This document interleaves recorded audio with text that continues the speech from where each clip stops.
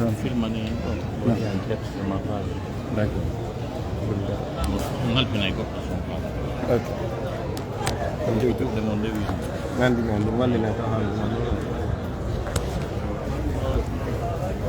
Terus golo. Coba. Macam macam sudah.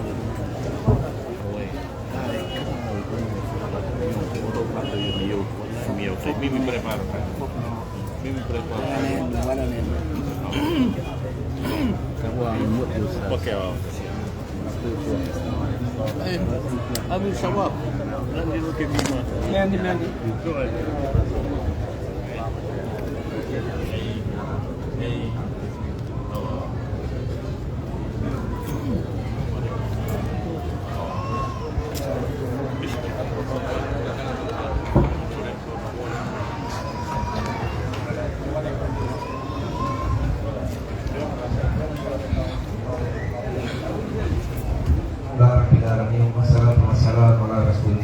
Assalamualaikum warahmatullahi wabarakatuh. Kami Allah Subhanahu wa taala yang doa tendela be sahabat be yaw be fu ulo hari musik be padra be jumbe padra be jumbe dari media bismillah mau limo hari kabla pudisegin hari media yuho Islam ala wa assalamualaikum warahmatullahi wabarakatuh. Hari ba kuanti kawe jeti Allah Subhanahu wa taala dan kenelarong dengan lain judi demokrasi mau netaude ni pai woni arai wano andir denom arai be karangko bemente tu be sadaiba hafizahullah wa ra'au ibese ni kamenga fi da'wa yotingol adin al-Islam unong ide toro Subhanahu wa taala yu Allah nebina ngeng harakatu jidiku wana naik pe ya ora jam unong arai ande maudu odo Tony memakan dari bimu kongkofi ulul Allah Subhanahu wa taala.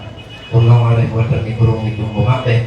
Arai insyaallah be foketina naik payano. Kalau fala do ari sirte, no ari sirte. Ande tadi kami ya memang takwa khairi yang mari pas.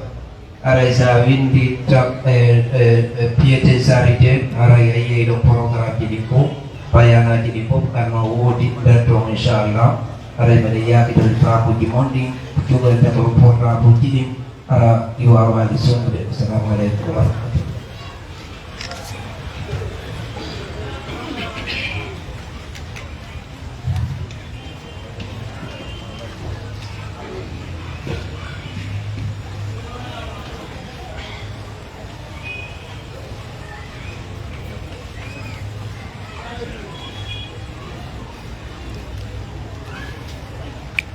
Hupine. Abo. Janmo.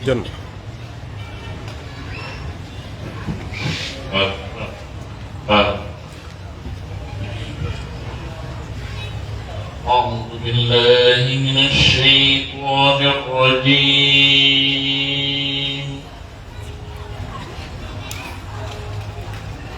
بسم الله الرحمن الرحيم.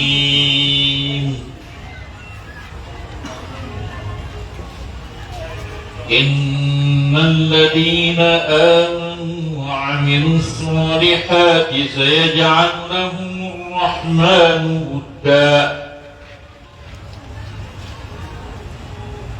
فإنما يسرناه بلسانك لتبشر به المتقين وتنذر به قوما لدا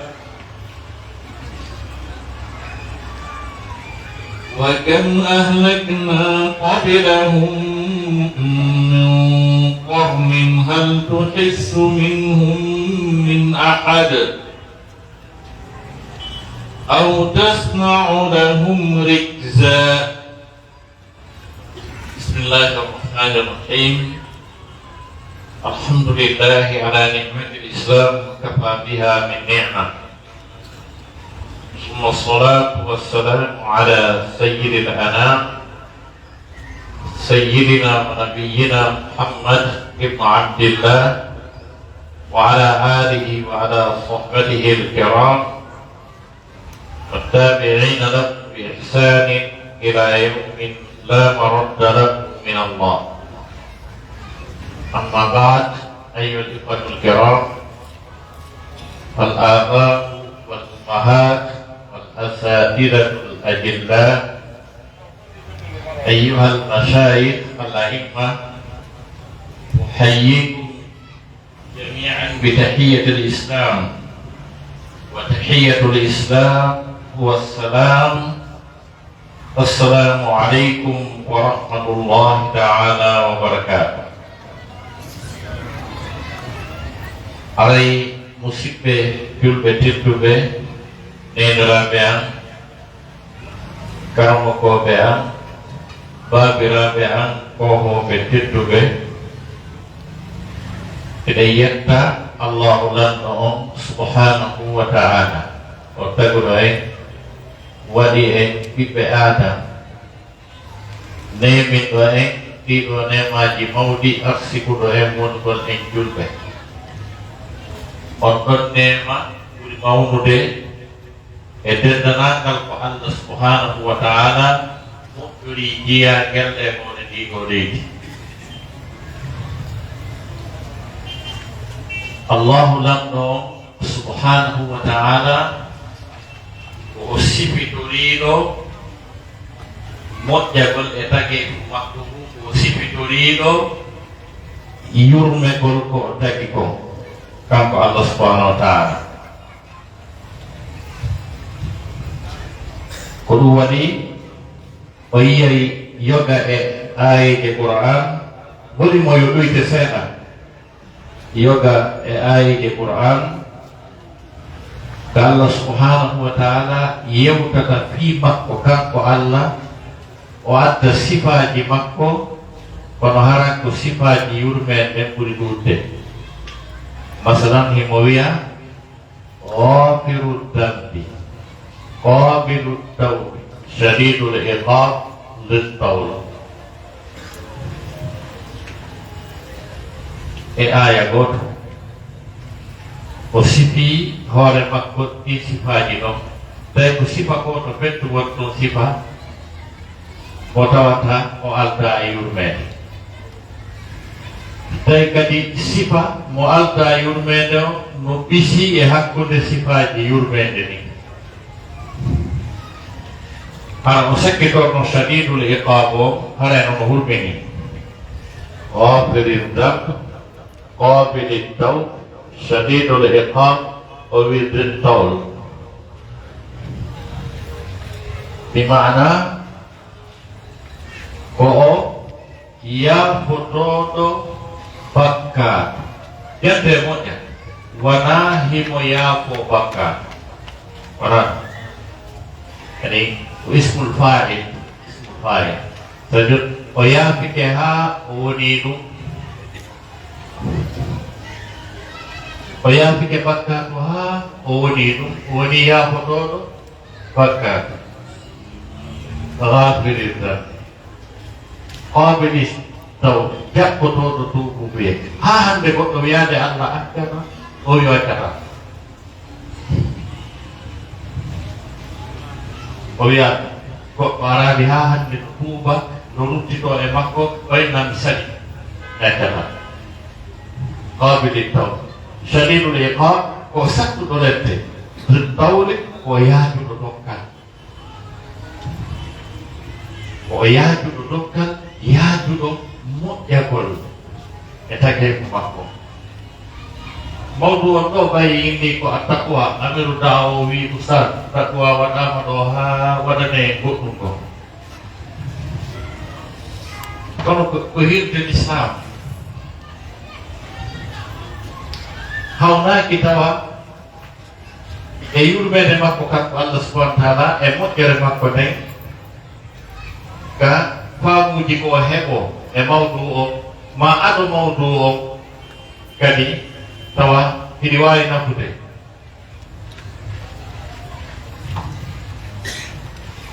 Kanko bañto seniɗo o ko siforiɗo moƴƴagol e tageefu makko fof makko. Allah daali walakinna Allaha zu fadlin ala alamin. kanko Allah subhanahu wa ta'ala ko jomiraɗo ɓural jomiraɗo moƴƴagol e dow tagi fof makko. ko ɗum wanno firawnaru ɗum ɓay annabi Musa e annabi Haruna ari e makko ɓay Allah subhanahu wa ta'ala neliɓe kamɓe ɗiɗo e makko ha gasi e o yottiri ko o yottitta ko e makko firawnaru ndu wiwno e wondema jon ɗum ko wiwɗon ɗo ko o wi ko hombo woni jooma mo on onon ɗiɗo. hombo woni jooma mo on onon ɗiɗo. ko hombo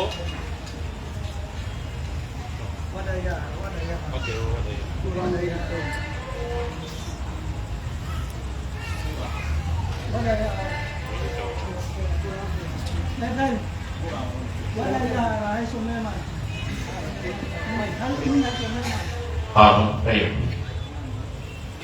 Sabun ko hombo tindini bobodi ko honno muynirde ñande purrima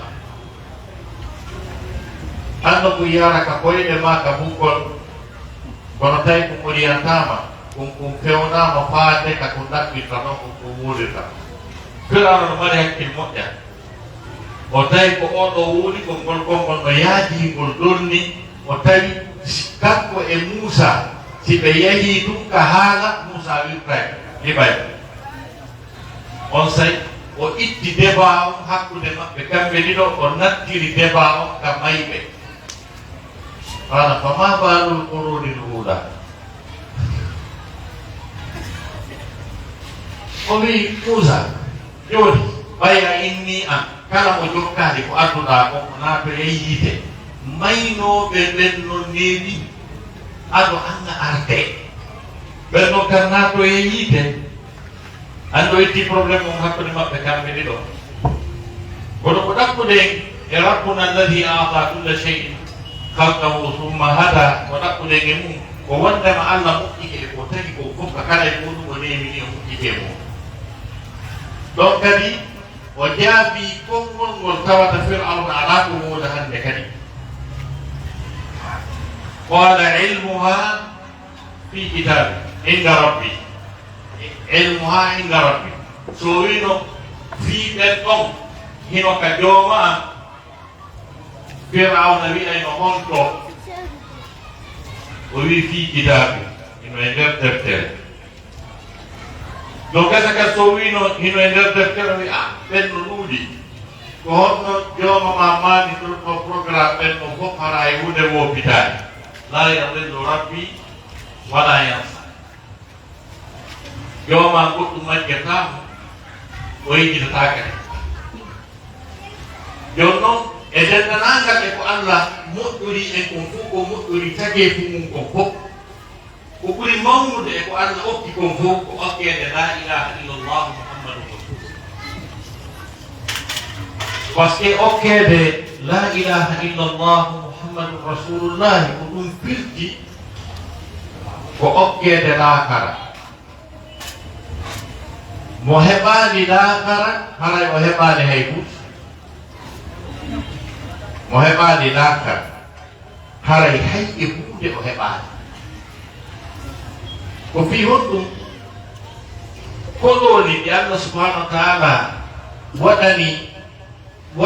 ɓiɓɓe adama ɓe ko kololi ɗiɗi ko hoɗo no wiye aduna e hoɗo no wiye laakara no woodi noon hoɗo go kamɓe watta escale ina andi na ƴetta ɗo avion wan fi yawgol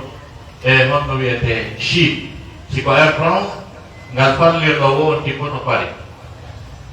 ko Air France ƴettuɗa siko Emirates kadi ƴettuɗa ngal fallirɗa wonti kono Dubai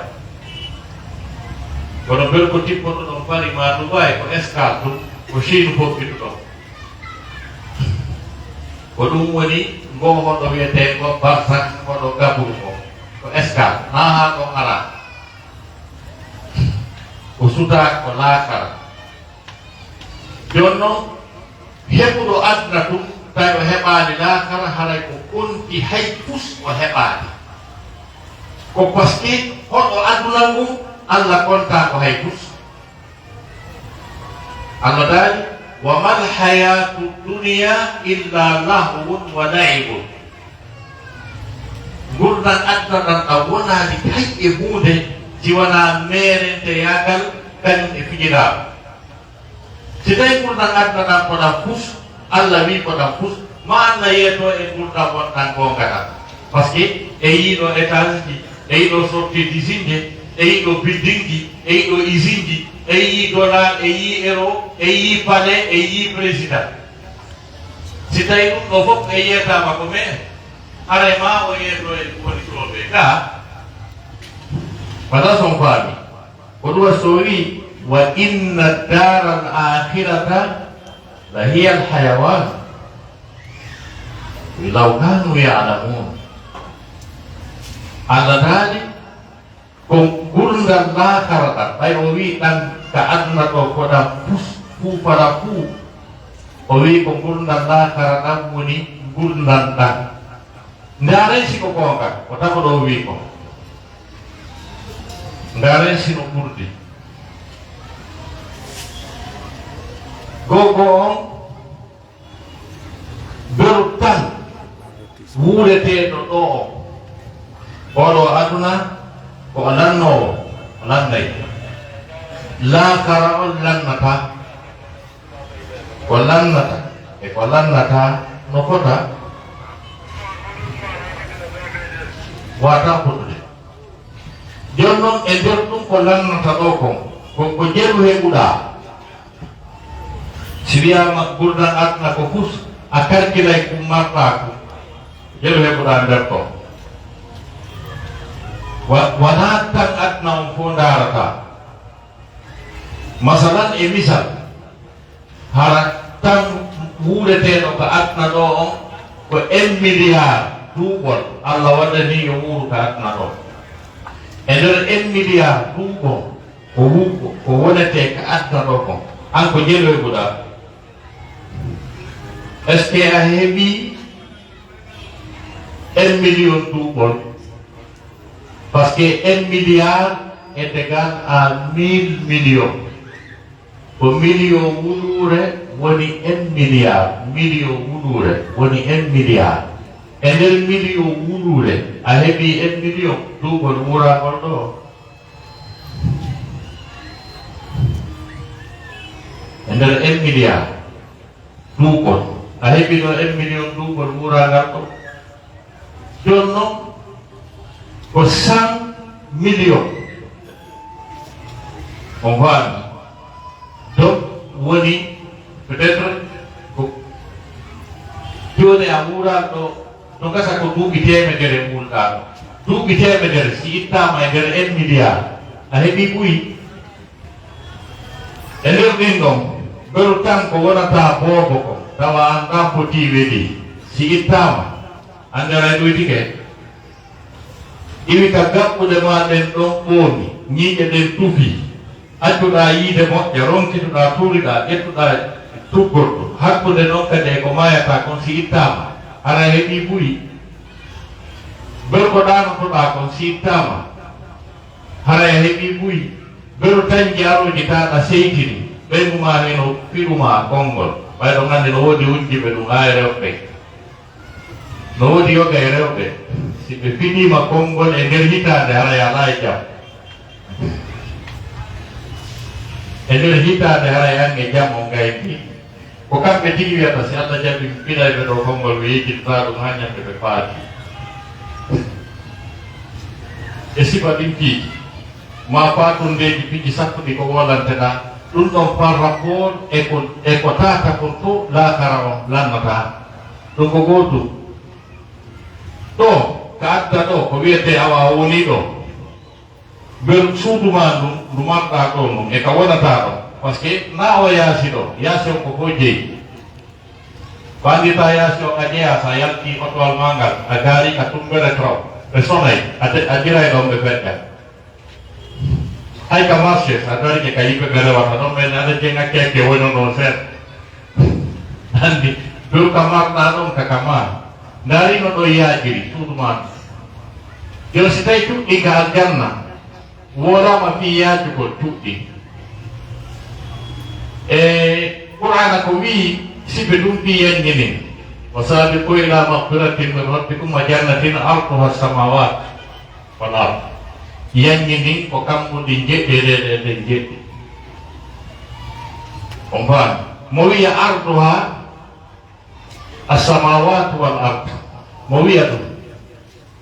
Wanda mawia arduha kas-samai wal ard. Ka-ardi samai. Orang dikap tasbih wali. Orang tasbih. Korno kurata mede asikai wandama siriyama ardu has-samawat wal ard nogasa kodom kuriya jude ka ardi samai walawa iya jugol kamu wal ardi lendi atau kamu di wadaka jambu lendi wadaka jambu kono kam tasbih no ari nandin jinggol paske hai ardu samawato aljanna no buri ko pika illa yotum nyande go pisi pakol yajugol aljanna malaika bediro wino wirai anda no aljanna porta ha pul laini do beton be benani dum be fo de nganti ene anani ko minani malaika be wono ari ko fala be andu den do porta benhe abe etoto nyande go non pul laini be fotti e mabbe hiwriɓe wo kono men nani no ari ɗo no fala andude no ɗo fotata ɓeyni o heɗɗono yaajigoy minen ko ɗo men andi ko ɗo men taga men anda hay noktinaɗo kon ɗo no jandi dey ɓen no wiiri duuɓi jelu malaikaɓe wiiri duuɓi guluji ɗiɗi pour layni ɓe jaɗi kanke ɗi oye a wakkile nani sabu o yaltaɗe e tande seydna aboubacry nden taw duuɓi guluji ɗiɗi malaika no wirude yaltaka e tande citoyen jo goto nder ton a heɓiɗen gande ɗo yajirde no koko heɓiɗen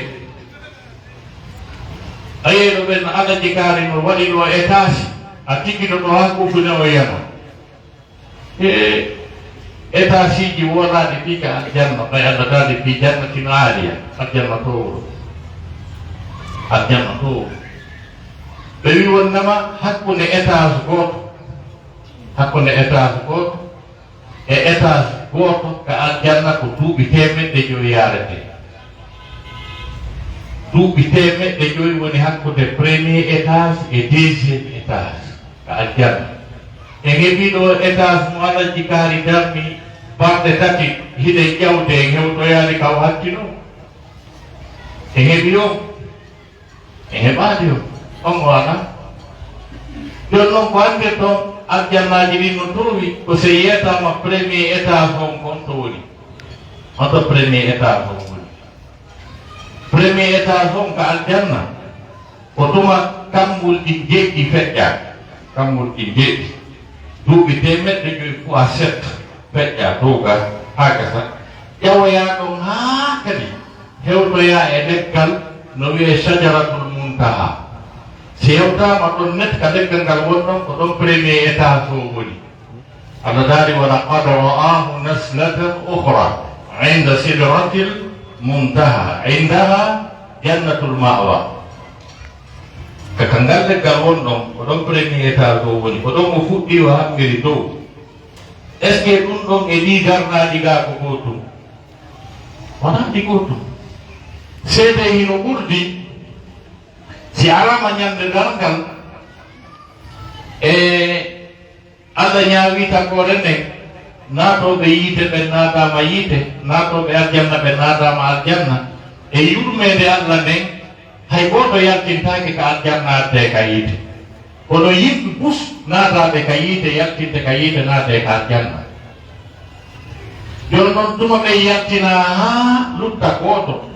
e yaltinteɓe na lutta goto dey e wonɓe ɓen ka nder yiite ko luttoɓe ka nder yiite ɓuri ɗuude ɓe yaltinteɓe tawa on ɗon joni so yalti luttuɓe ɓen fof kadi yiide yaltata hande kadi lanni on ɗon si o yalti no imam muslim fidori torino ga deftere makko seddude sahih muslim Allah wiyay mo an a taw an jannaji ɗi mo kibama joni mi alama nandude sakko deral sa goɗɗo on kayɓe no nosel an kadi deɓuriyoɗen ɗo dara sa heɓay ka wona Allah wiyamo yo yelo kala ko faala yo wuuru to faala wuuru ko haran ma yaali hara mi nawnaali hara komi labbaɗo to faala jiwɓe mi to faala état siji lam faala kanŋe lam faala bankiji lam faala kala ko faala ko fof o wooda o inna Allah mi faalaka ɓuri ɗum ɗo Allah wiya kun fayakun ko faala ko fota hino o welto o fukkita tun Allah wiya arga lannaari Allah subhanahu wa ta'ala wiya arga lannaari Allah wiya hiɗa andi aduna o innahi aduna e ko woni e nder aduna on kon fof multiplié par 10 c'est-à-dire les 5 continents et états unis ata New York e Chicago e banque ji aduna man fof e batoje ko woni e nder aduna man fof e jiwɓe labaɓe ko woni e nder aduna man fof e kanŋe e jama e pétrole e sortie d'usine kala ko woni e nder aduna ko fof waɗe en valeur multiplié par 10 watte ore ɗum ɗa wiye débrouille o ɗo ganga taw ga gasi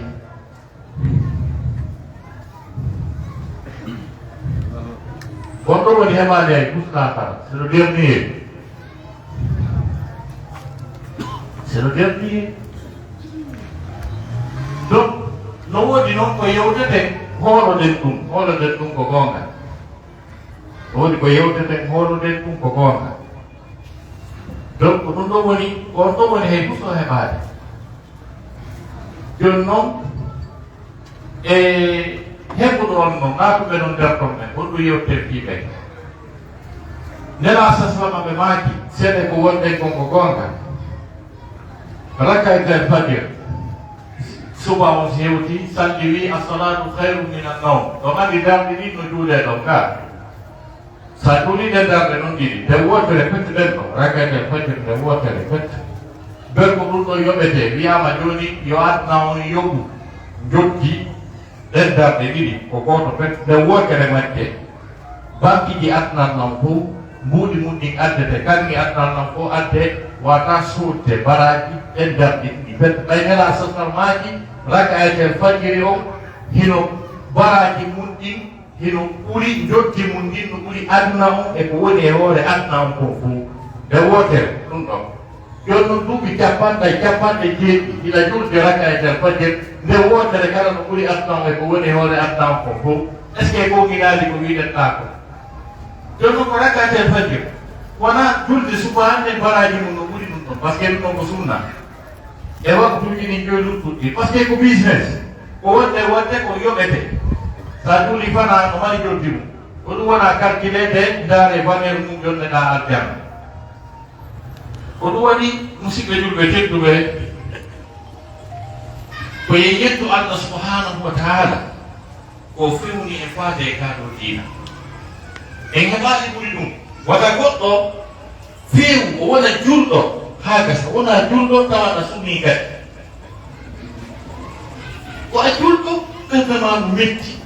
hiɗa siitini hiɗa welbi ɗum fuɗɗuɗo ko wonɗa julɗo ɗo hara ɓerɗe waanike hana nde deeƴi ka tawata ɗum ɗo fof ɗo sabbima ɗum ɗo woola ɗo ko fof hino sabbima hareɗa lutti ko seytina ko ɗum Allah subhanahu wa taala wineraɗo ɓenni komi hokkuma kon taɗaɗo hay fus hande kadi wa laqad ataynaka sab'an min almatani walqur'an alazim la tamuddanna aynayka ila ma matta'na bihi azwajan minhum wala tahzan alayhim واغفر جناحك للمؤمنين نوكيما قرآن نوكيما سورة فاتحة نوكيما بيوة وتا جيت ما يم إذا سجمت بيتما هندكاري ولا باكو فوق هيك ودوار سيديت كمو كان كبات سيني لو إدو وفيونينكو وأن نعم كل ما عندك ومقدر يمنكو ودوار سي Seikujo ko Mauritanie jo ñande ko meɗen hunto e tawi ɓiɗɗo makko no wiye Bachir Aïdara on ɗo wonno consul honoraire on la Guinée tanƴini ha joni ko kanko tawi mo yembiti baawi makko wi Mauritanie meɗen huntoɗaɓe on musidɓe men go no wiye Abdourahmane no yewtude ɗum Cheikh o wi ya Abdourahmane wi nam o innal muslima ala khayr julɗo no e nder moƴƴere o wi julɗo mankira hay hunde hino e nder moƴƴere tigi fof no timmani julɗo ɗum waɗi koye yettu Allah subhanahu wa taala amma yewtugol fi a taqwa ko usad amiru dawa e holli ko ɗe yewte fi mum kulol allahgol e fi mum hino hawni hino mawni ko wiyete kulol allah ko taqwa e nder diina kan ko ɗum ɗo ɓuri mawnude e diina kan kulol allah si tawi ko wonɗa julɗo kon fof si tawi kulol allah wonani e ma haray ko wonɗa julɗo kon nafa hay tus no way si wiyama otowal addama ɗo sorti dixiéme ngal gaari ayna ha moteur on itte moteur maggal on itte naɓe few est ce que ngal sorti dixiéme wal no mari ko ngal nafata hande kadi tawa huɓɓide ngal ngal hukka ngal yaha haɗa yaha ko par ce que moteur on ittama si kulol allah ala e ko wonɗa julɗo kon haray ko wonɗa julɗo kon ko mere fuufala fu hay nokkuy kaaki ko ɗum wa si fimum no heewa yewtede ɗi ko wiyete a taqwa ha yimɓe ɓen anda ko honɗum woni a taqwa ko honɗum woni place kulol allah e nder diina kan ça c'est très important gogo on tawa ko famete wondema ko sabu kulol allah ngol woni ko neli nelaɓe fof ɓe guruji temedere e guruji no gaynayo annabaɓe ɓe fof maɓɓe mission maɓɓe on ko fi kulol allah ɓe nelira ko fi yoɓe yetti kulol allah ala dali tanazzalu lmalaikatu warruh allah subhanahu wa taala o dali ينزل الملائكة بالروح من أمر ربه على من يشاء من عباده أن أنذروا أنه لا إله إلا أنا فاتقون ملائكة جون هنا الله سبحانه وتعالى إمن دينا ملائكة جون وندو وحيو بمعنى immorte e yamirore makko kanko allah subhanahu wa taala e dowɓe o suɓiɓe immorte e jiyaɓe makko ɓe malaikajo famano ko seydna Jibril o ardi e wahay on suɓaɓe ɓen ko annabaɓe ɓe fof maɓɓe si ɓe hendike nelal malaikajo on ruhu o bimana wahay o mission maɓɓe on ko honɗum an anziru annahu la ilaha illa ana fattaqun yahe yottino wonde Allah subhanahu wa taala huulela si tawi malaikaɓe annabaɓe guruji temedere guruji no gaynayo nelama fi hunde hare nde hunde no fanɗi ko sabu ɗum waɗi si dennanagal nelaɓe fof maɓɓe ɓe woolaygol konngol ɗo an ibudu llaha wattaquhu wa atiuni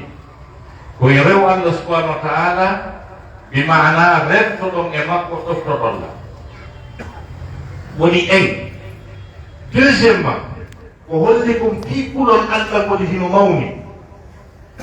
ko nde tawno kaaɗo diina e hoore makka diina kan ko honno goɗɗo naatirta kan islam ko so wi la ilaha illa llah la ilaha illa llah ko so woli ɗum so naata kan islam ngol konngol naatirgol kan islam ngol ko wiyete ko kalimatu taqwa ngol wiyete ko konngol kulol allah allah subhanahu wa taala dali wa alzamahum kalimata taqwa wa kanu ahaqqa biha wa ahliha o longini ɓe konngol kulol allah ngol konngol la ilaha illallah si yewti ɗo dennanangal mofte feƴƴuɗe ɗen fof fuɗɗori annabi adam ha e nelaɗo meɗen muhammad sallallahu alih w sallam teren makko yumiti e konngol taqwa kulol allah ngol hiɓe kapi hiɓe fota e makko jette Quran wa laqad wassayna alladhina utul kitaba min qablikum wa iyyakum an ittaqullah. Gondi me yamirno dennanagal ɓe defte ɗen tippi ɓen fof ko nela ɓe nunungu yetti e mum ɓen fof ko adi o onon me wi'uno yoɓe huɗo Allah, onon kadi me wi'i o yo huɗo Allah. En andi fi kulol Allah gon hino hawni, si ngon wonani e neɗɗante on haray nafa ala ko woniri ɗum. Hino jeeya kadi e ko fameten e mawnugol fi kulol Allah ngon ko tawde golleji men ɗi o wonde rewde Allah ko wonde rewde Allah ko Allahu nan on ko jaɓirta ɗum ko sabu kulol men Allah kon. Si a faala a juulay darɗe guluuji a hooray tenen e alkamisa a ittay huuɗima fof sadaka, si tawi a huɗata Allah a yoɓatake, Allah yoɓatama. Allah o nan ɗon ko ƴettata ko rewɗama ko, par ce que dewal ngal wona rewgol Allah ɗum ko est ce que Allah jaɓi kadi ko rewɗama ko. So jaɓani haraya perdi koy mi jonna on misal yimɓe ɗiɗo moƴƴuɓe waɗuɓe gollal ngal Allah yamiri ɓe kono ɓe tori Allah yo Allah jaɓaɓe. Jaka si tawno harano fi ko ɓe moƴƴuɓe ɗi moƴƴuɓe harano si ɓe golli ɗum jaɓete ɓe woodi jaɓete ɓe ɓeysotanaka wigol yo Allah jaɓaɓe ka.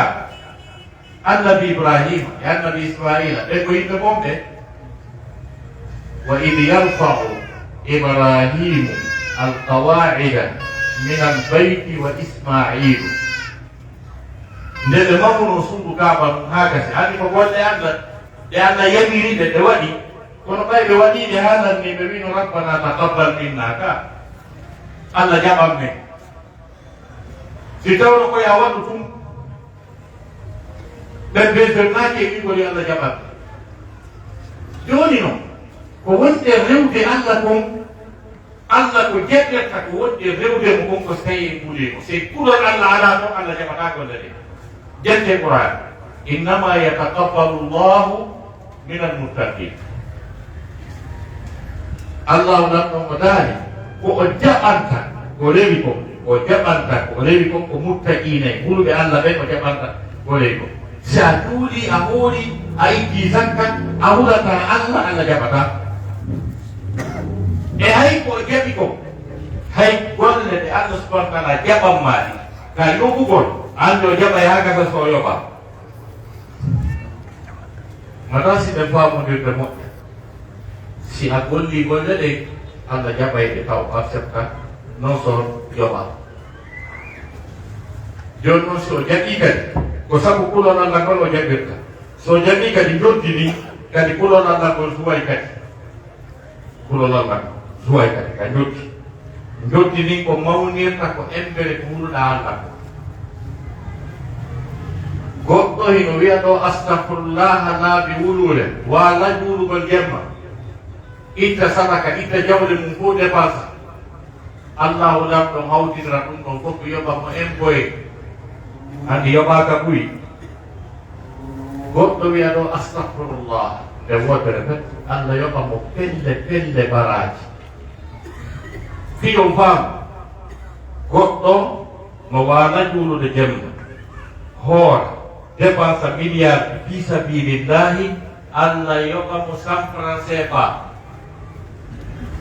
Goɗɗo wiya astahfirullah nde wotere Allah yoɓa mo 100 millions francs CFA. Fiyon faam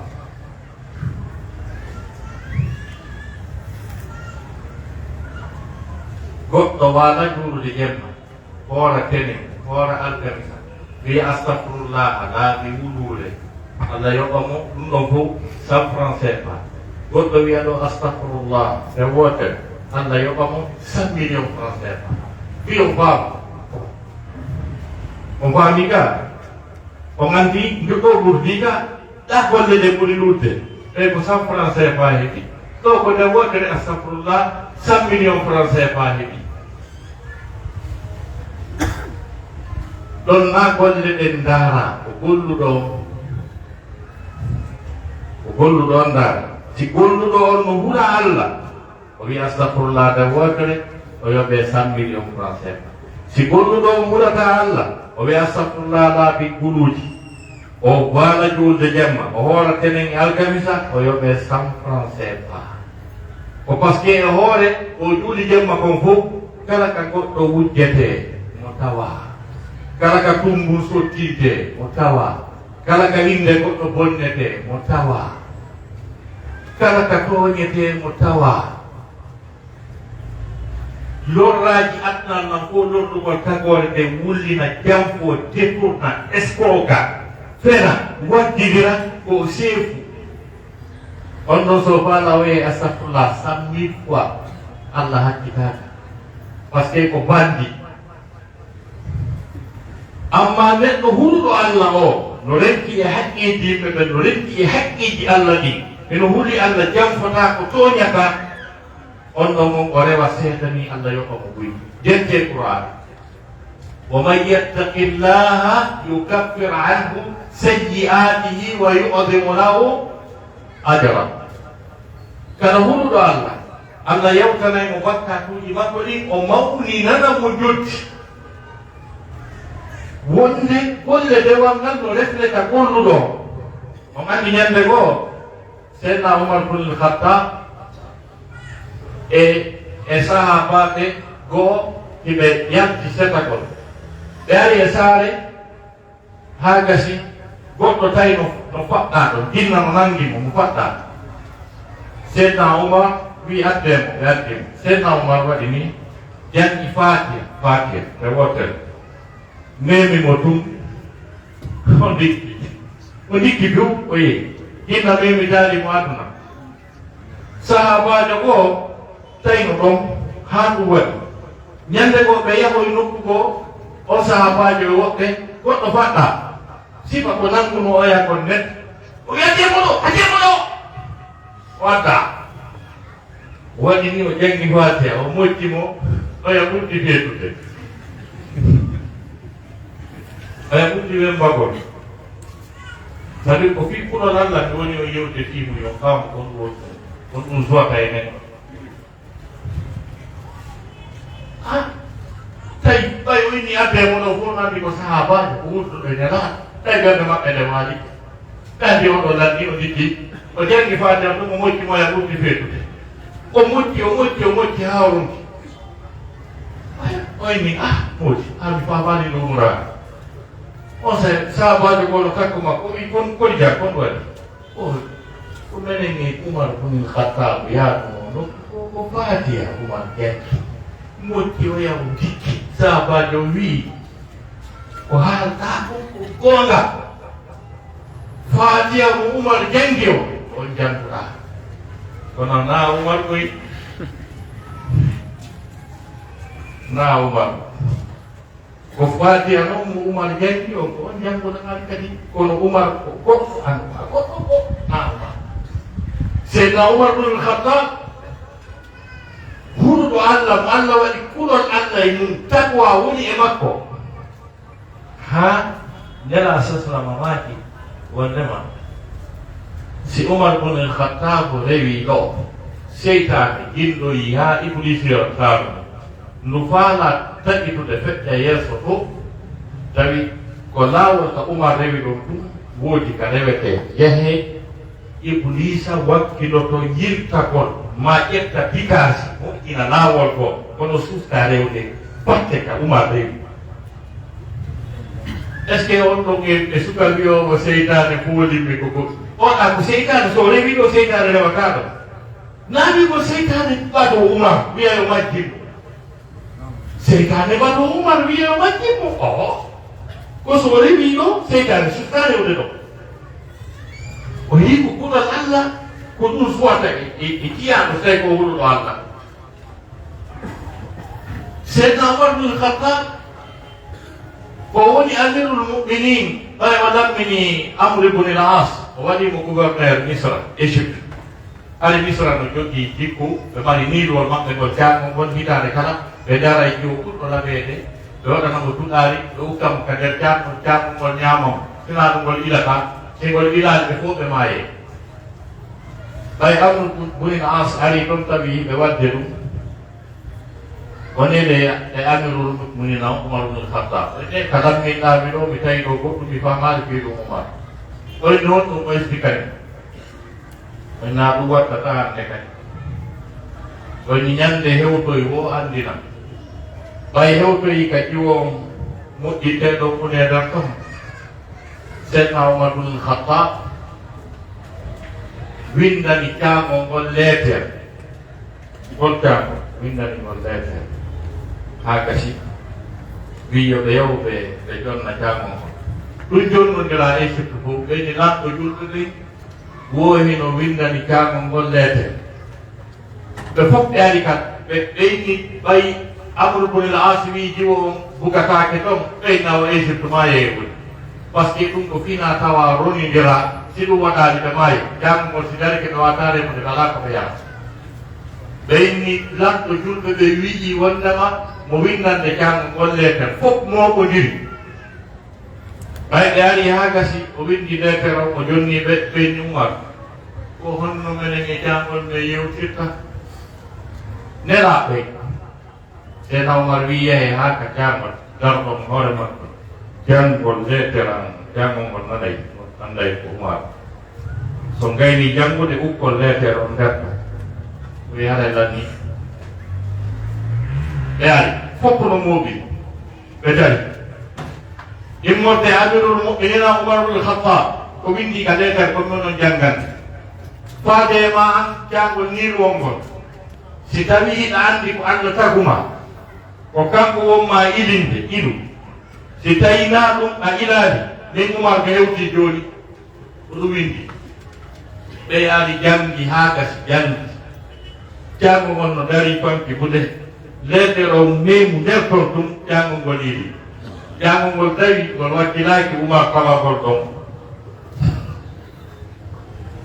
ngol wakkilaki Umar bin Khattab tawa gordon jango ngoliri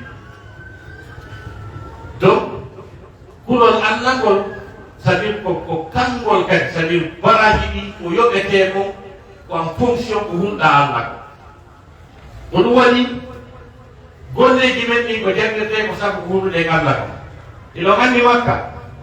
dammi hirsate moƴƴa toonji tew ƴiƴan hippa moƴƴa Allah lanɗo subhanahu wa taala wi ɗum ɗo fof ko ɓertu lan yanala llaha luhumuha wala dima'uha walakin yanaluhu attaqwa minkum o wi tew ko hirsuɗon kon hewtoyta ƴiƴan an hewtorta kono ko humɗuɗon Allah ko jonnon misal e tan ko e nokkeeli goo mi ala innitude hari kala probléme ko waɗi ka hoɗo mawɓe seeɗa ɓeni no wiide awa goɗɗum nde no lornudeen ɗo aray si men juuli fulɗo o ñango men toroɗo Allah e fimu kala andu no tawa aray yo accu ɗum ɗum ɓe wonta tawa ɓe fo aray sondo situation mum iwata par ce que si ɓe tori ke waɗa surtout ɓeeta ɗum Allah ɗum ɗo ɗorima yo accu e ko ɗoli ko aray lanni ari ko mawɓe yahaynoɓe ka gese soppa yango ñama dakkere mum halal gantinga wiyete sadaka o waɗano konƴe temedere nayi hirsa miɗan teppanɗe jeeɗɗi ñama kono senda ɗum jaadi yonɗu ɗum jaadi accium affaire on na ko ittuɗo sadaka o oɗo a cheikh Wahid Abdussalam Al-Bali o wiɗo Salimul Battar o ñawda e jinna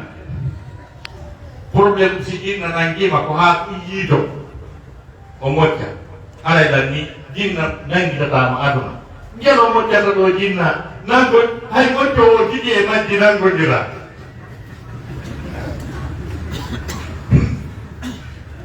uttande no nangodira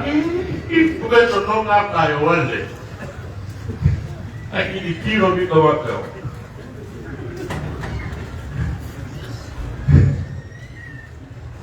Wahid Abdussalam Al-Bali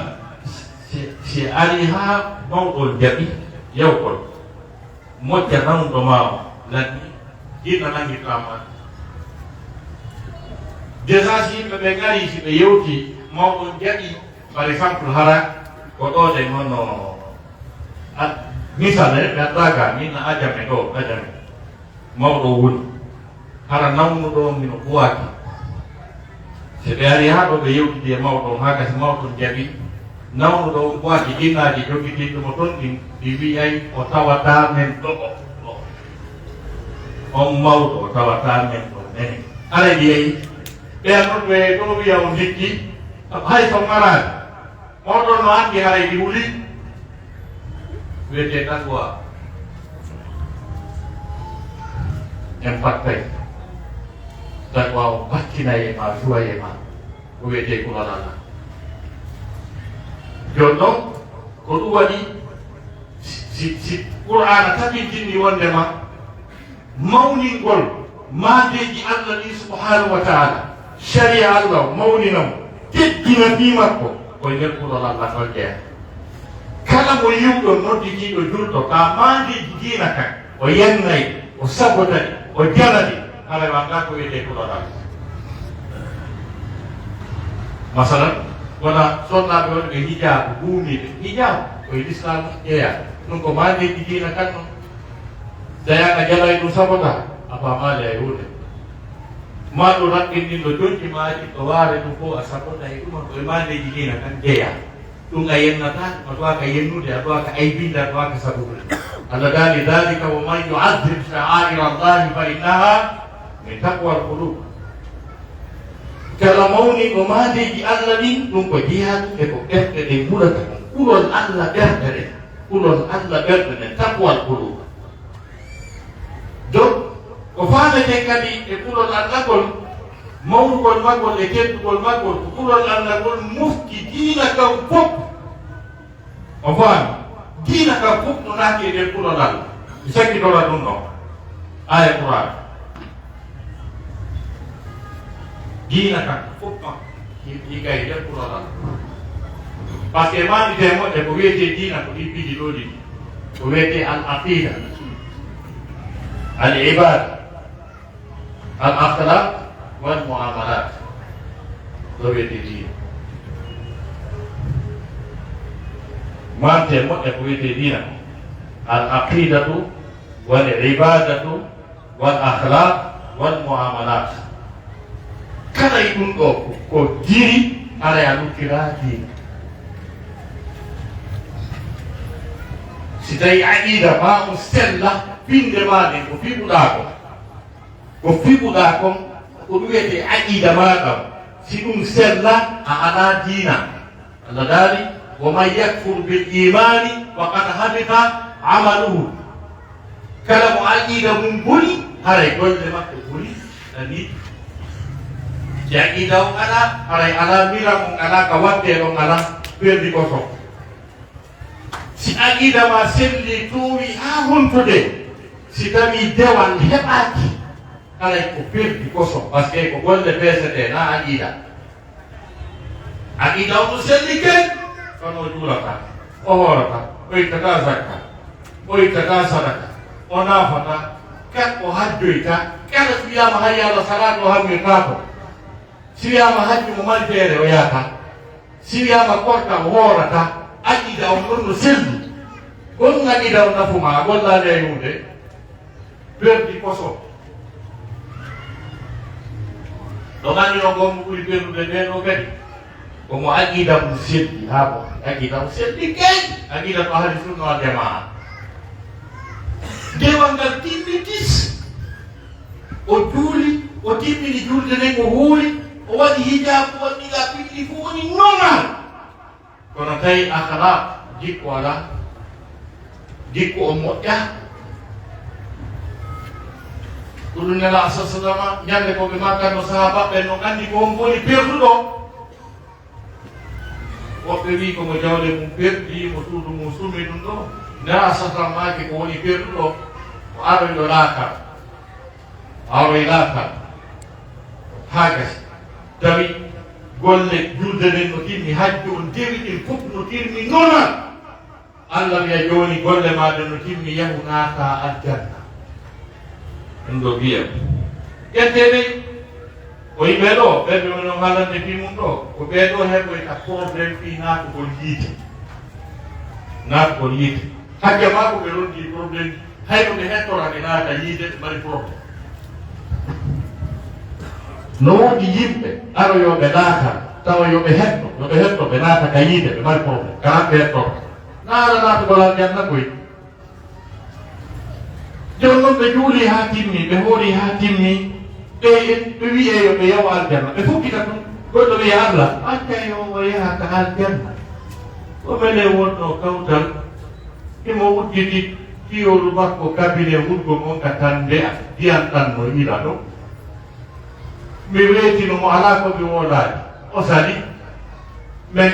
ɓanna ñamugol tuɗɗumba men min ala ka men waalo sosoliji ɗi fof kaka amen hoɗi ɗum kalkile ɗum heña ko duuɓi jelu ɗullorli ɓe machine on tappa ordinateur on tappa ɗum ɗon ƴette e golle makko timmude ko naatire no aljanna ko ɓen hetta kono fay mo lutiri o naatira aljanna o fukkita ɗum goɗɗo wiya Allah a accay o yaha ɓeya mawɓe sottinnoɓe jeerol ngol haa gasi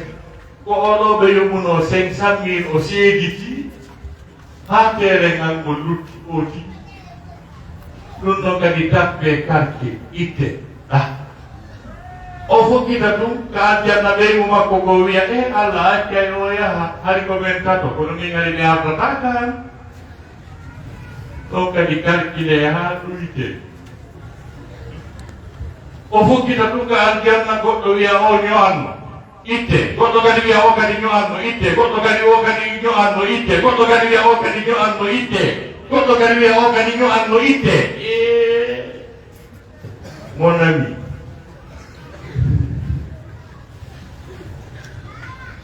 golle makko ɗe fof o naatiray on ko aljanna kon fof yimɓe ɓen senda wona lanni o ada o naatira ka aljanna.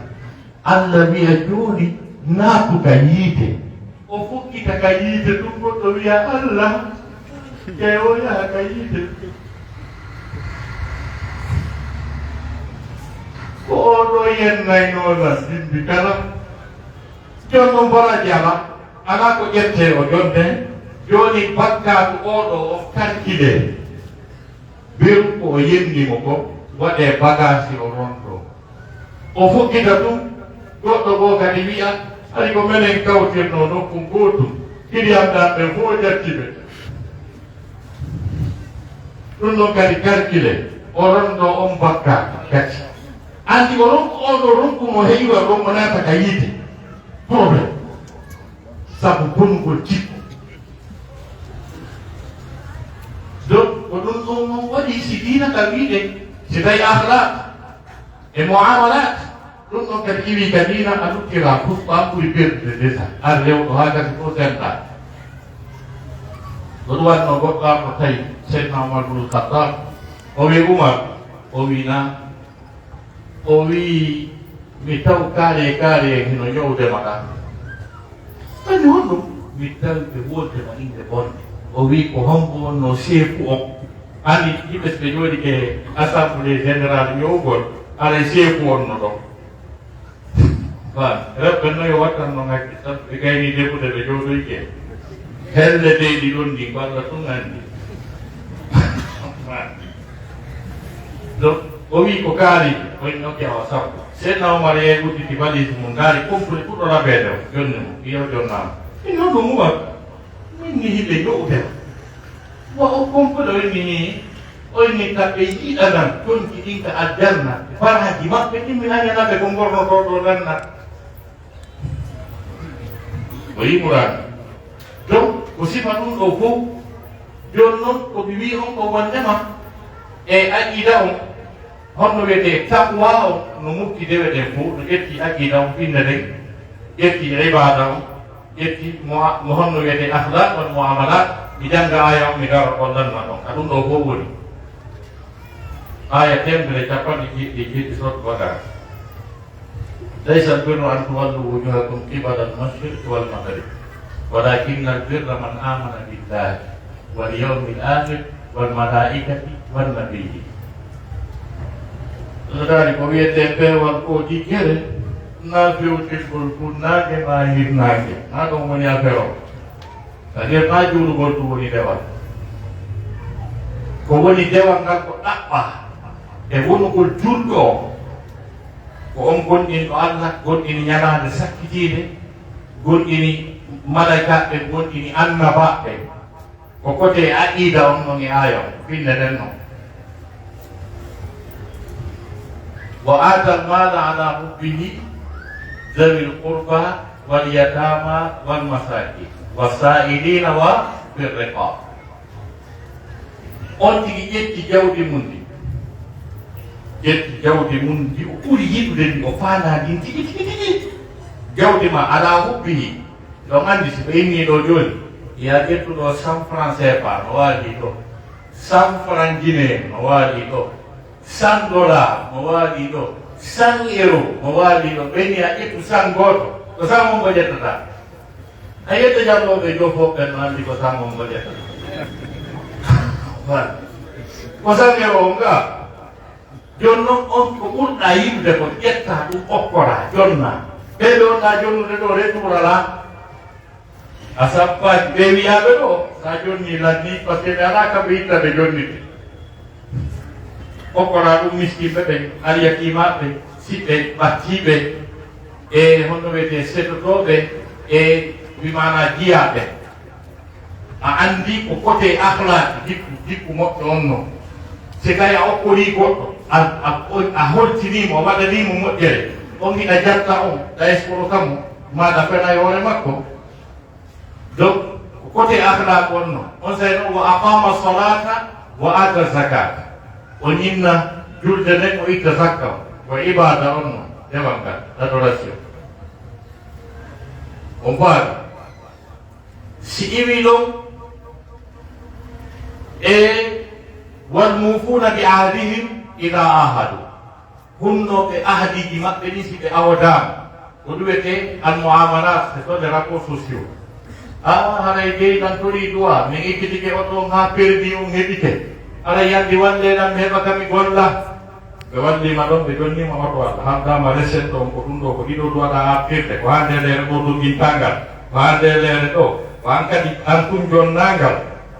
ko ɗuwete muamala gollodangal. Joni noon no woodi yimɓe so ɓe heɓike ngal, ɓe ɗon ɓe jogoto anniye ɓe heɓay sifo maggal, si an jom maggal hetta goɗɗum. ɓe joginay ngal ha ɓe ronka ɓe jonnal ngal goɗɗo ko kadi kamɓe ɓe suuɗo harata ɗum haltuɗo. Ñande won ñande ɓe inna hari ɓe ka garage ala ngal gollude, ɓe ka garage koy ko garage mum woni e mum o woni ɗanda, ko garage no wiye jahannama ko ɗon ɓe woni, ɗon ɓe garoy. Ma ɗum goɗɗo ƴetta goɗɗo ɓannama ɗo e place e boutique o de wiye ko ɗum ɗo marɗa dépense, ko ɗum ɗo yoɓeteɗa lewru kala lewru, o yeeyi o yeeya ɗon ha o sooda teere. Hara employé ɗum o wiyata ko teddugal mum onon ɓanduɓe nan ɗo ɓe mi heɓi teere o susta hare mo suuɗi par ce que ko mbuuɗi patron makko o wujji. est ce que gonɗo dangal marsi muamadam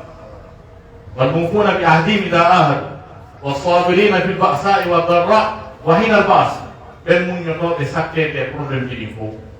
donc ko ɗum ɗo fokko wiyete diina kan. Allah gon ɗum wi ulaika alladina sadaqu wa ulaika humul muttaqun. oɗo dari de ɓen mbayama men wonni Allah daali ko ɓeeɗo guundi, ko ɓe wi kon ko ɓe julɓe, ɓe tawata aqida on selli, akhlaqa on selli, muamala on selli, ha gasi. Allah daali ko ɓeeɗo guundi, ko ɓe woni julɓe kon. O wi wa ulaika humul muttaquna, ko ɓe woni muttaqinayi, ko ɓe heɓi ko wiyete taqwa kon. oɗo dari de. Assalamu alaikum warahmatullahi taala wabarakatuh. Waalaikumsalam warahmatullahi wabarakatuh. Rabbil alamin wassalatu wassalam ala rasul karim. Assalamualaikum warahmatullahi wabarakatuh. Ray bayano gasali ide mari e program di holleteɗi ide mari lande ɗiɗi jabetene. Aray meɗen anditinaw dawma wa daiman si Allah nem netti e hoɓɓe wano ɓe e yii nafooreji ɗin woni e nder yewtereji ɗi arayde e holloyɗen awdi e jentitoɗen ha waynodiren e hoore maɓɓe e mawɓe men ɓe maaka si ya heeɓi koɗo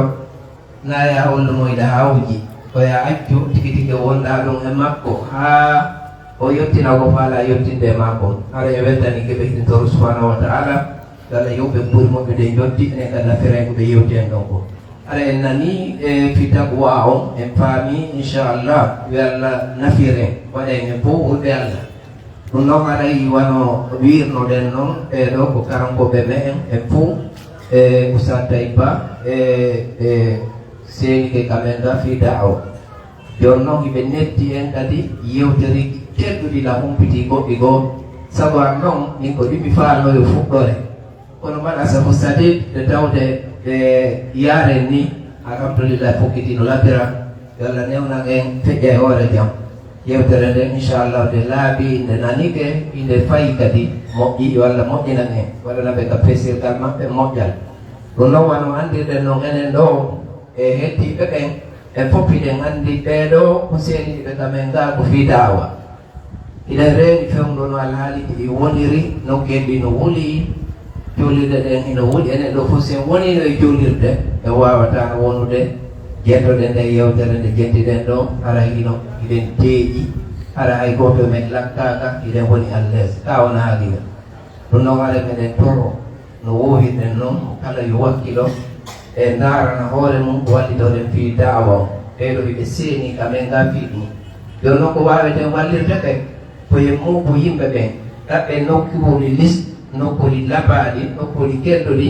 nodditen siɓɓe meɓɓe e ɓe goreji men ɗin ɓe wawa yettinde ko Allah subhanahu wa taala e newinani ɓe e fimu ɗum ɗon aray ɓe meɗen yamira responsable ɓen e koyo wallodire mo kala si itti seeɗa mi fuɗɗo ɗo hen aray somo kala si itti seeɗa e hay goto tampata mo kala men yo memmino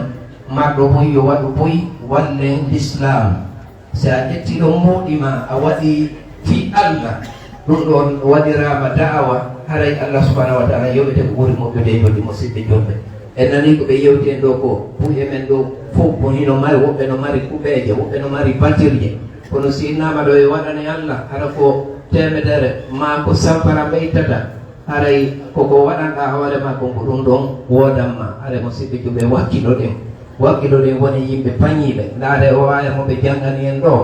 e aya moɓe waritani en yewtude o wi wa atal maala ala hubbi hokkitiroɓe jawdi ɗi ɓuri yiɗude ɗi mboɗi ɗi ɓurɗa yiɗude e jiifa ma ɗin hara ko ɗi ƴettata hokkitira tellen ɗo noon kadi memmine mi yaali woɓɓe gono men mino memminoɗen enen jooɗitori fisabilillah on aray joni noon responsable ɓe ko Cheikh Ousmane woni président de organisation on aray moɓidiron sakuji ɗi on fof hewti noon e hooreɓe liye on hiɓe ga inchallah aray koye wakkilo mi ɓuccana en seeɗa tun fi seena ɓe ɗo on e tawde no wiruɗen noon koye wakkilo aray yiɗen fokkitini programme ji ɗin alhamdulillah rabbil alamin enen ɗo koye yiɗat ɗimmoɓe men ɓen enen kadi ko nanɗen kon kamɓe kadi fiyoɓe nano andi Allah subhanahu wa ta'ala ko kanko okkata neɗɗo wawgol waggol hunde kala eno ko mayre min ɓe ɓeɗo ɓeɗe wawi jaggude darsu goto e faama mo ɓurini ma mi faama mi ɓura ɓe ɗum ko dok Allah subhanahu wa ta'ala Allah no ɓurni yimɓe ɓen ka faamuji himo ɓurni kadi nokkuuli ɗin himo ɓurde ndeni yimɓe ɓen kala wiɗo fonnay ko fotata o tampay Allah subhanahu wa ta'ala yo Allah newinan en ɗum noon aray programme ji ɗin e inchalrahman jumaro o ɗo miɗen mari e programme ji ɗiɗi jumaro inchallah ko sattay ba jurnatay ka julirde men chemisen masjid abi talib ko kamɓe jurnata juma o hara yijjitaɗi kadi e miɗen mari julirde udditetende e yoppugon ɗo a premier pon ɗo haray ide mawɓe men no darnane ɗo julirde haray nde no kadi udditete kono waɗama programme fii si a juuloy e juulirde ko haɗata ma ar gon tawe programme ji ɗi haray imam natugol imam nde ñande ko e 13h30 imam natta hara huwa masalan si a juuli kam mato e 13h awawa e arde tawe e juma on ɗo kadi nafitora ɗum noon haray programme labaɗo ƴettama eɗen weltano responsable ɓe tekalugol piiji ɗin fiwata faɗa yimɓe ɓen gila 13h30 ma o natta ɓe jokka ɗon hatta mata inchallah haɗa ko teddugal e men koye seeno programme ji ɗi si juma o yawti e ACW on ACW arowo ɗo oustas ɓeɗo ɓe wanna e bayana molanaɗo chemise ko woɗen wadde ɗo hawnaki waɗen ka julirde ka damal anango ɓen ɗa ko tawɗen wo siɗen fara kadi waɗen ka julirden kamen ɗa si heƴete ko tawɗen wo ara enen ɗo mo kala yaada e goɗɗo ara e raɓɗi ɗinaki musidɓe julɓe watta ɓeɗo iw koɓe iwi e ara kamen an kadi ronka yahudi ƴetto bayanu tentini enen ɓurɓe jogade duuɓi ɓen sin daari ɗo hande ɓuri hewde ko fayda ko enen sagata ɓen ɓuri ɗuɗde ka ara e wakkilo ɗen yaltanen bayanaji ɗi mawɗo koyo wonu jentotoɗo da'awa koyo wonu jangowo waɗo zikrullahi ara jento kadi yewtere l'islam jentete ɓay o jentota ko ɗi e yewtereji ka seɗo yewtede e yewtereji moƴƴuɗi koyo yahu ara mo kala koyo yaade mawɓe mum ɓen e aɗen fayɓe mum ɓen e ara ɓe jento allah subhanahu wa ta'ala hokkete paraji ɗi nden adano maki man dalla ala hayri ka fa'ili sa tindini e moƴƴere ina wawi wa waɗɗo nde o aray ɗum naafiji sabakalaji e duwaɗi wersindede inchallah aray mi wawa ɗo raɓɓiɗinade ɗo ka reddingol aray ɗo mi walli micro mi andintina en e wano wonɗen ɗo ni aray jama on fof no weltana iɗen du'ana yo allah subhanahu wa ta'ala yoɓo e joddimo aljanna aray si fuɗɗitama wotugol iɗen toro yaaroɓe nokku ngotuɓe yoɓe happodirɓe yaare si tawi yimɓe no woni jama hay goto ala susuɗo ɓe won ala kono si fof jama o hikkiɗe yeeso acciti goto tum ɓaawo ko fotti e bomɓe ɓe wawimo jattude ka wona haqiqa mangere allah subhanahu wa ta'ala hino hissinani e leydi ndi e yo allah ɓeydan e ɓurti e leydi ndi ɓoydana e kisal ngal hissina en waɗa barki e juɓe ɓe fof waɗana en barki e leñolngol aɗa ko goɗɗo landino oustas ɓe ko hon woni mama anal taqwa on woni maana taqwa tigi tigi o inchallah mi watta o question ɗon e junngo maɓɓe aɗa wawi kadi ɗumannade wawde ƴettidirde fiiji ɗi inchallah e gontinen e toɓɓere e ɗiɗaɓire nden assalamu aleykum wa rahmatullahi wa barakatuh jami jiddan mbeɗa andi ma mana taqwa on wiyete a taqwa on nous demande de définir le mot à taqwa. Taqwa veut dire quoi? Quelle est la signification du mot taqwa? C'est très intéressant. Mais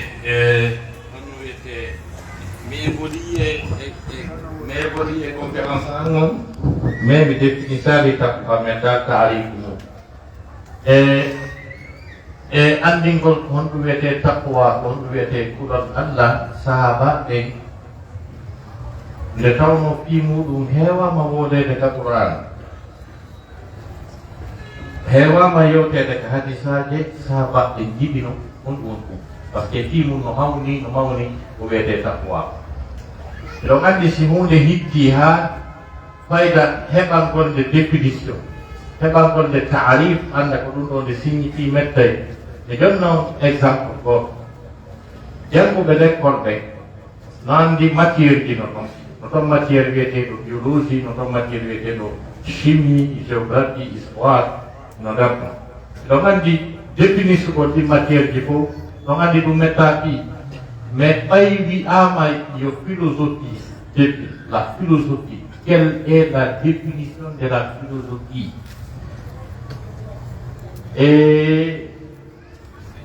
yiwgol importance nafoore matière wiyeteɗo philosophie on savamɓe ɓen ɓe heɓono définisugol philosophie wona no facile par ce que philosophie telemma sen ko ka gandal ka science gande ɗuɗɗuɗe ɗen philosophie na matière samakalaji kono yimɓe ɓuyanda philosophie par ce que no woodi wiyaɓe ɗo philosophie ko gandal majjinowal Allah tandu en philosophie karmo koyen onon on ganda philosophie yehe janggoyo ñande go mi tawama ko ɓeyta graduation c'est à dire jonni togol yimɓe diplôme ji gaynuɓe janggude Université MIT Boston aux États-Unis d'Amérique dans l'État de Massachusetts Thailand diplôme ji no sendere jonnaɗo diplôme mum o wo simi yii no windi philosophie jonnaɗo minni ke minni oɗo institut par ce que MIT ko Massachusetts Institute of Technology c'est-à-dire ko université jeeyaɗo université ɓurɗi mawnude e nder aduna Allah no gasa o ara e deuxiéme ma ɗum troisiéme après omo ha walta wonno Boston ɗon diplôme jonnaɗo no windi philosophie min ƴettu philosophie ɗum jangeteɗo tawi ha sa heddike ɗon diplôme ɗi médecine ɓe winda philosophie dow ɓe winda ɗum médecine sa heddike diplôme ɗi ingénieur yaga ɓe winda philosophie dow ɓe winda noon ko ɗumanniɗa ko ɓe ɓurti andude importance philosophie mi defto ɗon philosophie jagguɓe ɗen on ɓe nayoto e kadi sen no andi deɓɓirde wonno ɗi deɓɓini sugol philosophie et finalement on andi koko Pythagore wino kon ɓe ƴettuno s'il y a parmi nous des étudiants ou bien des intellectuels qu'est-ce que Pythagore a dit sur la philosophie en guise de définition qui peut nous dire oui merci beaucoup la philosophie est l'amour de la sagesse la philosophie est l'amour de la sagesse ko ɗum ɗo Pythagore wino jonnon ko andi ton alqur'ana no ɗon ni ko jomiraɓe gande eti yangi ha yo andu ko ɗum ɗo wiyete gandal ɓurno ngal luggude ɓurno ngal jogade nafoore e kam maɓɓe kamo kojo mo ɓe wino en tippini barki e ko oɗo wi kon o wi kon tawi ɗum no ka qur'an Pythagore wi la philosophie est l'amour de la sagesse le mot sagesse ko honno o wi'a ka qur'an sagesse ka qur'an ko wi'a ko al-hikma jon honɗum noon Allah haali fi al-hikma yu'ti al-hikmata man yasha wa man yu'ta al-hikmata faqad utiya khayran kathira Pythagore wi ko woni philosophie ko yiɗugol hikma gandal ko ɗon hatti gandal ko hatti ko hikma par ce que min komi définir ni hikma min fami oɗo phrase so woolimo wiyum Oustaz Tawi Ɓuley ko omi wi ɗum min mini ko wiyete hikma ko gandal gandangal ɗon andi gandangal ka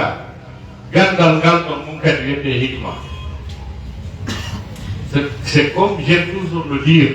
que le Coran est un arsenal de sciences condensées ɗum ɗon kadi ko wiwi ko woodi o phrase ɗon o windede ɗon Oustaz Tawi le Coran est un arsenal de sciences condensées c'est ma façon de définir le Coran on va jonnon nde tawno attaqwa kuɗon Allah on jiɓuno sahabaɓe par ce que ɗimum no ɗolni ha sahabaɓe ƴetti andingol ko wiyete attaqwa kono yondinoren ko Seydina Ali wi ko par ce que Seydina Ali wiyeto wona ko wonno kon ɗum miñandena ɗon boy sallallahu alayhi wa sallam e nder sahabaɓe hari sifa Seydina Ali ala nawigol no fanɗi ko ala nder sahaba o wonno o ganndo mulanaɗo wiyete Ali ibn Abi Talib o karamukojo wonno ganndo wiyeteno Ali ibn Abi Talib o wi Seydina Ali wi attaqwa huwa alkhawfu min aljalili والعمل بالتنزيل والرضا بالقليل والاستعداد ليوم الرحيل سيدنا علي بماكي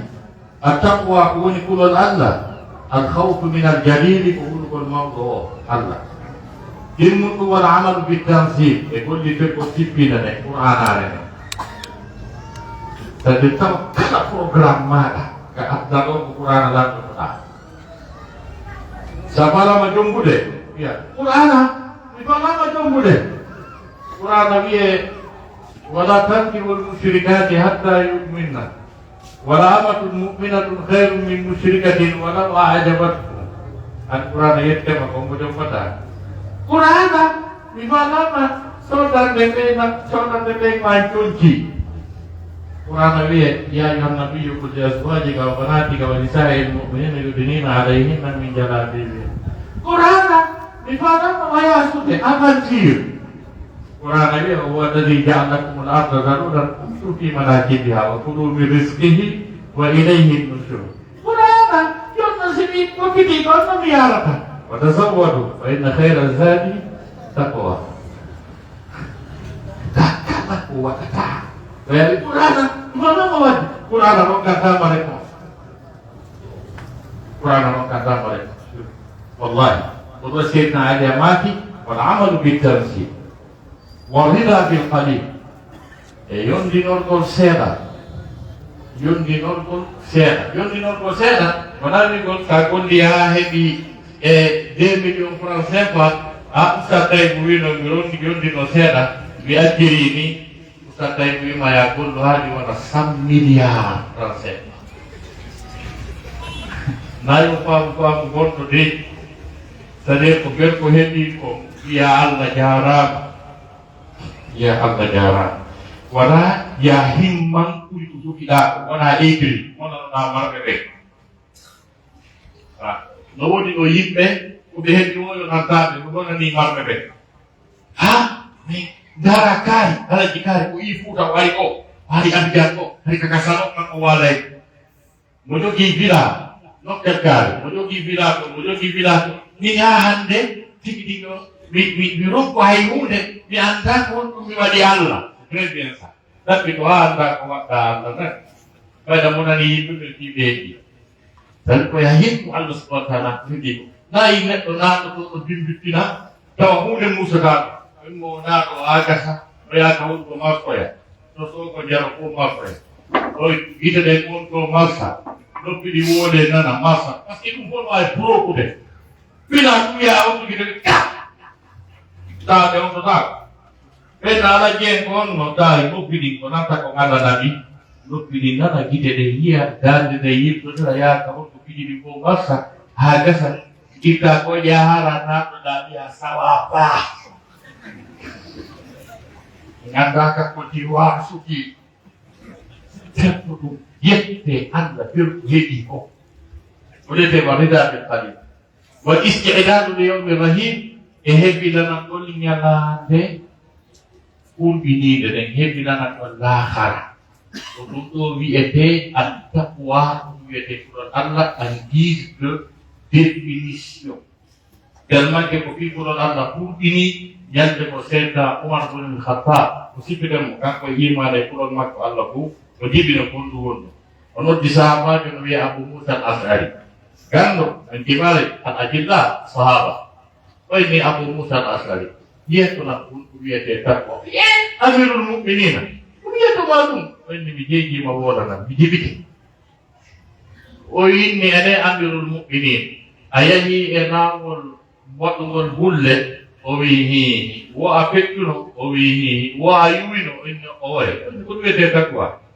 kaya won ka agna do hajan de maida haram me mari kunadu idayite wana ko hamaya anu ka ka udi anak yite Samini anak bayi karena mat, ikut dia takwa hari Insyaallah dan itu jaga kul kisah Insyaallah. Rabbil alamin hari yang datang ke Bebui motiva Insyaallah hari maren London tidak bangkal hari sampai Insyaallah yang tahun hari kawan dan lokadi bayangan memang Siba, o pelo France Musiri, o pelo Madrid, o pelo Senegal, ti bebe non daro de nane do tuoni e daro de opayana do, di mandare di gente del fufe o do inshallah. Ara inventani che be, il Dio subhanahu wa ta'ala ya nabiida e kellan. Ene kare okaye o yete forsa ya julo, tan ya julo, ara waba ya o ditabe, je tere gidi. Tiye e di tu e matte ko, paske kandal ko harata kandal. Tapi dari boleh hari dapat, ia lebih dari kalau orang berpergi, oh rena o aina o dan dari musibaji, bondi ia ada di, oh ia kan orang mau berpikir bebe, ini kade okaye juriyaji hara ko juriyaji nendiyankoji ɓenduɗi hara ko jokkoji dinal islam arana jokkoji ko jokki o innahu jawadu karim aray ɓe weltano amiru men o Oustaz Ahmad Ba e ko kamɓe woni kañamo sa tawi ko ɗo o kadalik iɗen jarna kadi Oustaz Imam Ibrahima naibadir dawa wa Alaji Ibrahim kadalika iɗen jarna Imam Idris Bari yimɓe ha yoppu on to ko ɓawa cimitiére to ɓe holi kono ceerno korka e makko baɓe ɓuynoga yimɓe a ñama ha e nokkeji woɗɗitiɓe littotako aray enen ɗo fof en weltanama yo Allah weele en o jemma mo waɗɗen ɗo yo Allah waɗu sabu ko yaafo bakkatuji men ɗi adda dardiaji men ɗi wona en yimɓe aljanna innahu jawadu karim hay wa iran ene ta kamɓe ɓe yandi tede ene sagataɓe happude wallen ta kamɓe ɓe tagugo gate ɗe woncita moɓita ɗuɗɗo fof sen acceri goto e ɗiɗo tato ko wona ɗo ha weeta gate no ha ley to no hewti ha dow to ɗo fof tigi tigi on alay ko kala e gollu seeɗa inchallahu gasa e joni wassalamu aleykum wa rahmatullahi wa barakatuh. Assalamu aleykum wa rahmatullahi